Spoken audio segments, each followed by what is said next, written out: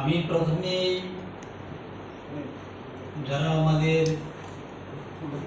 সংবাদ মাধ্যমের সঙ্গে যুক্ত বা সাংবাদিক বন্ধুরা, আপনাদেরকে অসংখ্য অসংখ্য ধন্যবাদ জানাচ্ছি, স্বাগত জানাচ্ছি। আজ আমরা একটি বিষয় নিয়ে আপনাদের সম্মুখীন হয়েছি। আমার সঙ্গে রয়েছেন আমাদের মিডিয়া ইনচার্জ সুনীল সরকার মহাশয়, রয়েছেন আমাদের স্টেট সেক্রেটারি মিহির সরকার মহাশয়। আমরা আজকের যে বিষয়টা, এর আগেও একাধিকবার আমরা কিছু কিছু বিষয় নিয়ে তুলে ধরেছি। আজকেও আমরা কিছু বিষয় আপনাদের সামনে তুলে ধরব, যেটা সম্পূর্ণভাবে এই রাজ্যের লক্ষ লক্ষ মানুষ উপকৃত হবেন। তো স্বাভাবিক কারণে আমরা সেটা প্রয়োজন মনে করেছি যে আপনাদের মাধ্যমে আমাদের রাজ্য সরকারের তথা রাজ্যের মাননীয় মুখ্যমন্ত্রীজি জনকল্যাণে যে কিছু প্রকল্প বা কিছু আর্থিক সহায়তা, একটা প্যাকেজ ঘোষণা করেছেন, তার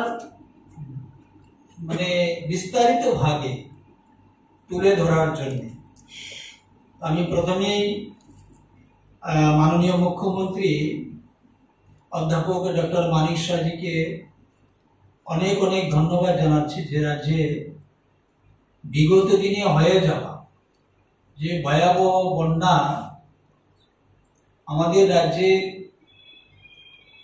প্রতিটা শ্রেণীর মানুষ ভীষণভাবে ক্ষতিগ্রস্ত হয়েছে, যার কারণে মাননীয় মুখ্যমন্ত্রী ওই সকল শ্রেণীর মানুষের কথা মাথায় রেখে একটা প্যাকেজ ঘোষণা করেছে।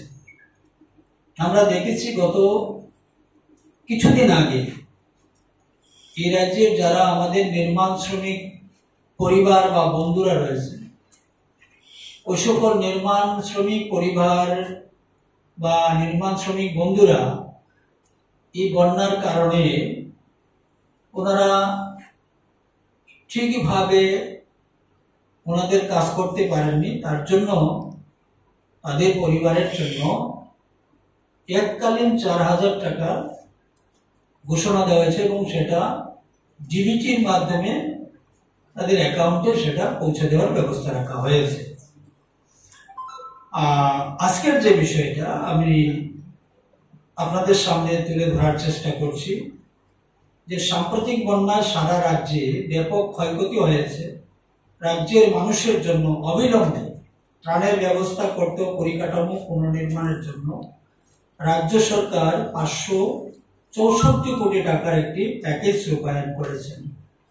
আজ বিধানসভার অধিবেশনের গতকাল তার দ্বিতীয়ার্ধে মুখ্যমন্ত্রী প্রফেসর ডক্টর মানিক শাহজি এই প্যাকেজের কথা ঘোষণা করেছেন, নিশ্চয়ই সেটা আপনারা শুনেছেন। বিধানসভায় তিনি জানান, রাজ্য সরকারের তহবিল থেকে ঘোষিত প্যাকেজের টাকা দেওয়া হবে। সাম্প্রতিক বন্যায় রাস্তাঘাট, সেতু, বিদ্যুৎ পরিবাহী লাইন, কৃষি ও উদ্যান চাষযোগ্য কৃষি জমি, মৎস্য চাষ, প্রাণী সম্পদ, বিভিন্ন নদীর ভাঁজ, মানুষের বাড়িঘর ব্যাপক ক্ষয়ক্ষতি হয়েছে। প্রাথমিকভাবে অনুমান করা হচ্ছে ক্ষয়ক্ষতির পরিমাণ প্রায় 14,247 কোটি টাকা। ওয়াটার রিসোর্স আমরা জানি, আগে বলেছি আমি, যে পিডব্লিউডির অনেক রাস্তা যেগুলা নষ্ট হয়েছে এবং ভীষণভাবে সেখানে ক্ষতি হয়েছে। নদীর ভাঁজ বা বিভিন্ন ধরনের ভাঁজ ভেঙে দিয়েছে। সেই ওয়াটার রিসোর্সে নদীর বাঁধ বা বিভিন্ন এলাকার যে পূর্ববর্তী যে বাঁধগুলো ছিল সেগুলোকে সংস্কারের জন্য এবং নদী ভাঙ্গন প্রোটেকশনের জন্য সেখানে রাখা হয়েছে 35 কোটি টাকা। বিদ্যুৎ আমরা জানি যে বিদ্যুৎ পরিষেবা অনেকটাই বিঘ্নিত হয়েছে, কোথাও কোথাও বিদ্যুতের যে খুঁটি সেগুলো ভেঙে পড়েছে, তার ছিঁড়ে পড়েছে, মানে বিদ্যুৎ পরিষেবায় অনেকটাই ব্যাঘাত ঘটেছে এই বন্যায়। সেই বিদ্যুৎ পরিষেবাকে আরো মজবুত করার জন্য বা সেটাকে মেরামত করার জন্য সেখানে 100 কোটি টাকা রাখা হয়েছে। পিডব্লিউডি আরএনবি আবার আসছে, পিডব্লিউডি আরএনবির জন্য সেখানে রাখা হয়েছে 200 কোটি টাকা, মোট 564 কোটি টাকা সেখানে রাখা হয়েছে। এইবার যে বিষয়টা হচ্ছে যে আমরা অস্বীকার করব না যে অতীতে বন্যা হয়নি, অতীতেও বন্যা হয়েছে রাজ্যের বিভিন্ন প্রান্তে, হয়তো সারা রাজ্যে একই সময়ে হয়নি, কোনো কোনো প্রান্তে বন্যা হয়েছে। আমরা দেখেছি 2018 সালে বিশেষ করে ঊনকোটি জেলাতে একটা ভয়ঙ্কর বন্যা সেখানে হয়েছে। তো সেই দিনও আমাদের সরকার তাৎক্ষণিকভাবে যারা বন্যায় ক্ষতিগ্রস্ত হয়েছে বা এফেক্টেড হয়েছে, যারা বাড়িঘর ছাড়তে যারা শেল্টার হাউসে আশ্রয় নিয়েছিলেন, সঙ্গে সঙ্গে সরকার সেখানে ব্যবস্থা করেছে। আমি বিষয়রূপে যাচ্ছি না, আমি শুধুমাত্র সেটা স্মরণ করিয়ে দিতে চাইছি যে একসময় আমরা দেখতাম যে বন্যা যখন হতো, যারা কোনো স্কুলে বা পঞ্চায়েত অফিসে বা বিভিন্ন জায়গাতে তারা আশ্রয় নিতেন, সেখানে মানে এই একটু চিড়ে আর একটু গুড়, এটাই ছিল একমাত্র সম্বল, এটাই ছিল একমাত্র ব্যবস্থা। আর আজকে 2018 সালের পর থেকে যে সকল সমস্ত এলাকায় বন্যা যারা আক্রান্ত হয়েছেন বা যেখানে বন্যা হয়েছে, তাদের সমস্ত ধরনের ব্যবস্থা, পানীয় জল থেকে শুরু করে মেডিকেল টিম, একদম প্রতিনিয়ত একটা মুভমেন্ট, মেডিকেল টিমের একটা মুভমেন্ট আমরা রেখেছি এবং তাদের খাবার দাবারের যে ব্যবস্থা 3 বেলা সমস্ত ব্যবস্থা করা হয়েছে। সেই চিড়াগুড় থেকে আমরা বেরিয়ে এসেছি। এবার আর্থিকভাবে সহযোগিতা, এই প্রথম যে কৃষকদের জন্য তাদের ক্ষয়ক্ষতি দেওয়ার জন্য আর্থিক সহযোগিতা, পশুপালন পালক যারা রয়েছেন তাদের জন্য আর্থিক সহযোগিতা, যাদের ঘর ড্যামেজ হচ্ছে, ফুল ড্যামেজ যাদের, তাদেরকে নতুন করে আবাসন তৈরি করে দেওয়া, মানে সব মিলিয়ে যে একটা নতুনত্ব আমরা দেখছি যে 2018 সালের পর থেকে যে সকল এলাকায় বন্যা হয়েছে।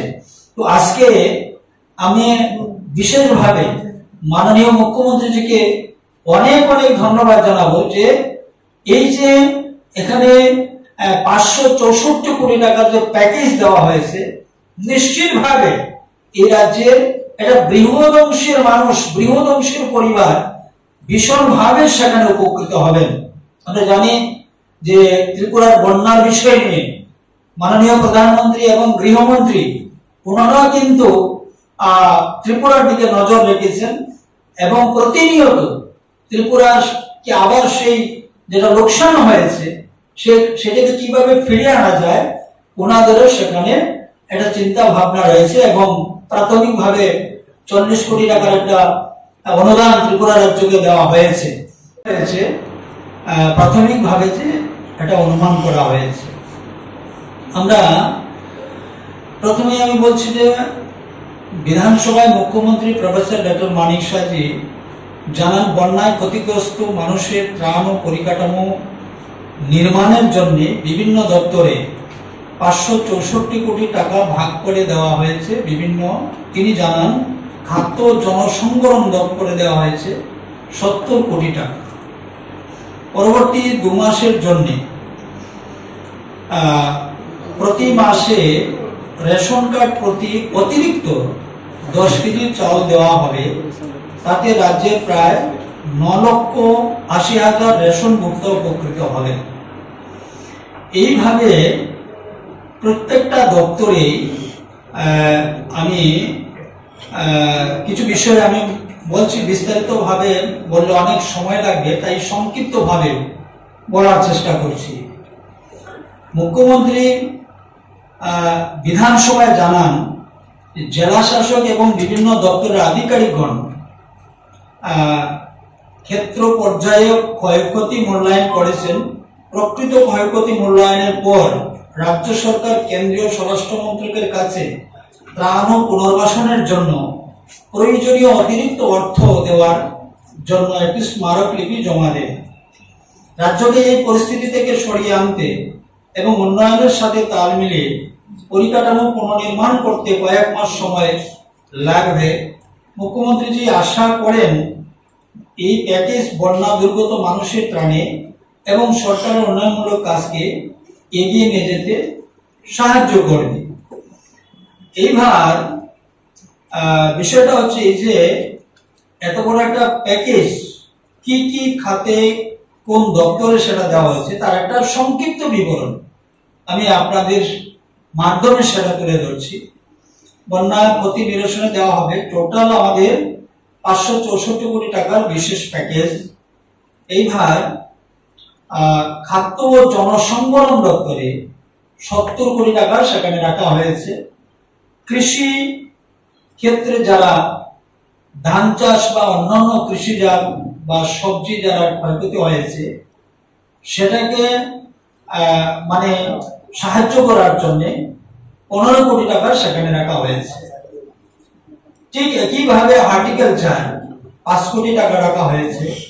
আমরা জানি যে এই ফ্লাডে বা বন্যায় মানে ফিশারি ভীষণভাবে ক্ষতিগ্রস্ত হয়েছেন যারা মৎস্য চাষ করেন বা ফিশারির মালিক যারা রয়েছেন ওই সকল পরিবারের কথা মাথায় রেখে মৎস্য দপ্তরে রাখা হয়েছে 10 কোটি টাকা। এআরডিডি আমাদের পশুপালন দপ্তর, আমরা জানি যে পশুদের কিছু পশু ক্ষয়ক্ষতি হয়েছে অনেকেরই, বিশেষ করে যারা পোল্ট্রি ফার্ম এগুলা নষ্ট হয়েছে পাখি এবং পশু অনেক ক্ষয়ক্ষতি হয়েছে, যার কারণে পশু দপ্তরের জন্য 5 কোটি টাকা সেখানে রাখা হয়েছে। শিক্ষা, বিভিন্ন শিক্ষা প্রতিষ্ঠানও সেখানে জলমগ্ন হয়েছে এবং যার কারণে তার ইনফ্রাস্ট্রাকচার কিছুটা হলেও ক্ষতি সেখানে হয়েছে। তো শিক্ষা দপ্তরের জন্য 12 কোটি টাকা সেখানে রাখা হয়েছে। পিডব্লিউডি ডিডব্লিউএস, আমরা জানি যে এই বিভিন্ন রাস্তাঘাট ক্ষতি হয়েছে, অনেকটাই ক্ষতি হয়েছে এবং পানীয় জলের যে সোর্স ছিল সেই সোর্সগুলো বিকল হয়েছে বা পাইপলাইন সেখানেও অনেকটাই নষ্ট হয়েছে। সেই রাস্তা এবং পানীয় জলের এবার পুনরায় সেগুলাকে যেন ফিরিয়ে আনা যায় এবং সঠিক করা যায় তার জন্য এই পিডব্লিউডি ডিডব্লিউএস এ রাখা হয়েছে 50 কোটি টাকা। গ্রাম উন্নয়ন সেখানে রাখা হয়েছে 12 কোটি টাকা। বিশেষ করে গ্রামীণ এলাকায় এই ক্ষতির পরিমাণটা বেশি হয়েছে, তো সেই জায়গাতে বিভিন্ন উন্নয়নমূলক বা সংস্কারের জন্য গ্রাম উন্নয়ন দপ্তর সেখানে 40 কোটি টাকা রাখা হয়েছে। স্বাস্থ্য, আমরা জানি যে বন্যার পরে বিভিন্ন ধরনের রোগ সেখানে দেখা যায়, ম্যালেরিয়া, ডায়রিয়া ইত্যাদি বিভিন্ন ধরনের রোগের একটা প্রাদুর্ভাব সেখানে ঘটে।